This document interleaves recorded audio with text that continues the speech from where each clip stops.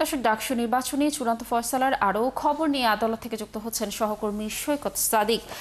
সৈকত, নিশ্চয়ই শুনতে পাচ্ছেন আমাকে। আপিল বিভাগে কখন শুনানি শুরু হবে, আর আইনজীবীদের মধ্যে কারা কারা অংশ নিচ্ছেন আজকের শুনানিতে, কি তথ্য রয়েছে এই পুরো বিষয় নিয়ে জানাবেন। একটু আগে গতকালকের বিষয়গুলো একটু জানিয়ে নিই, যেহেতু গতকালকে এই ডাকসু নির্বাচনের যে স্থগিত নিয়ে আবার পুনরায় সেটাকে চেম্বার আদালতের হাইকোর্টের আদেশ বহাল নিয়ে যে নাটকীয়তা সারাদিন হয়েছে।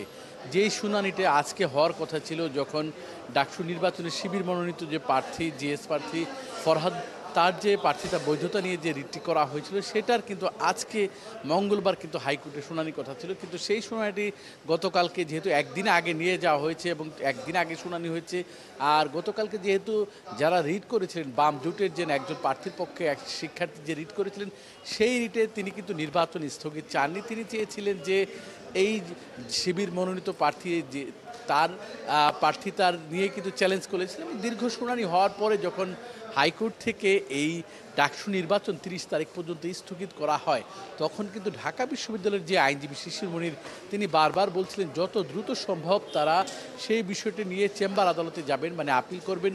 এবং তিনি গতকালকে কিন্তু 50 মিনিটের ব্যবধানেই কিন্তু চেম্বার আদালতে গিয়ে হাইকোর্টের আদেশ সেটা স্থগিত করলেন। এবং গতকালকে তিনি বললেন যে তিনি হাতে লেখা একটি আবেদন নিয়ে তারা চেম্বার আদালতে গিয়েছিলেন এবং সেই প্রেক্ষিতে কিন্তু হাইকোর্টের আদেশ স্থগিত হয়েছিল। কিন্তু আইনের যে প্রক্রিয়ার অনেক কাজ যেগুলো বাকি ছিল, সিএমপি করবেন তিনি বলছেন, বা সকালেই কার্যক্রমগুলো চেম্বার আদালতে করবেন।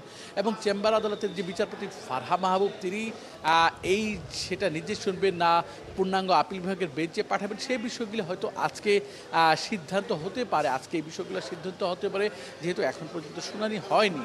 তো এই বিষয়গুলোর জন্য লাবণী, আমাদের একটু যেহেতু আইনি জটিলতা বা আইনি প্রক্রিয়া আছে, সেই বিষয়গুলো শেষ করতে হয়তো কিছুক্ষণ সময় লাগবে। তো এখন পর্যন্ত যেহেতু শুনানি শুরু হয়নি, তো কালকেরই যেই মেসেজটা ছিল গতকালকে, যেহেতু চেম্বার আদালত স্থগিত করেছে ডাকসু নির্বাচনের যে হাইকোর্টের আদেশের স্থগিত বিষয়ে, সেই পর্যন্ত এখন পর্যন্ত মেসেজটা আজকে আমরা যে বিষয়গুলি পুরো বিষয়গুলি যখন পাবো। সৈকত, ধন্যবাদ আমাদের সাথে যুক্ত থাকার জন্য। আপনি থাকুন সেখানে। নিশ্চয়ই আমরা ডাকসু নির্বাচনের বিষয়ে যে শুনানি আজ হবে, এর আরও তথ্য পরবর্তী সংবাদ সংযোগগুলোতে আপনার মাধ্যমে দর্শকদেরকে জানানোর চেষ্টা করব।